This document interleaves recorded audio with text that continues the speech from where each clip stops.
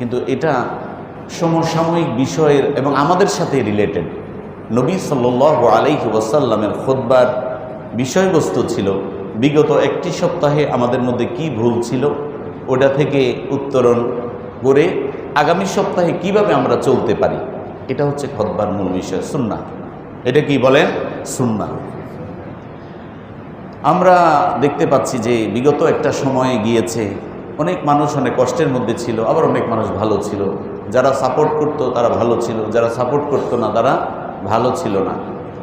ওটা থেকে 5ই আগস্ট মুক্ত হওয়ার পরে আমরা মনে করেছিলাম আমরা সকলেই ভালো থাকব। কি বলেন, ঠিক কি না? ভুল না তো? মনের আশা কি আমরা ভালো থাকব।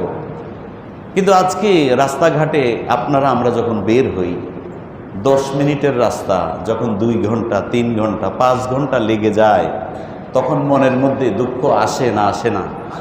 আসতে বলেন কেন? আসে না আসে না? আসে। অনেক কষ্ট লাগে। আপনারা দাবি দেওয়া আছে, সব কিছু আছে, কিন্তু রাস্তার মধ্যে এটা আদায় করতে হবে, সাধারণ মানুষকে জিম্মি করে আদায় করতে হবে। আমি কোনো দলমত নির্বিশেষে যেই যখন যা করবে আমাদের এখান থেকে আমরা বলবো। আমারও তো কষ্ট হয়। আমি যখন 15 মিনিটের রাস্তা 2 ঘন্টা 3 ঘন্টা লেগে যায়, পুরো শরীর ঘর্মাক্ত হয়ে যায়, ঘামিয়ে।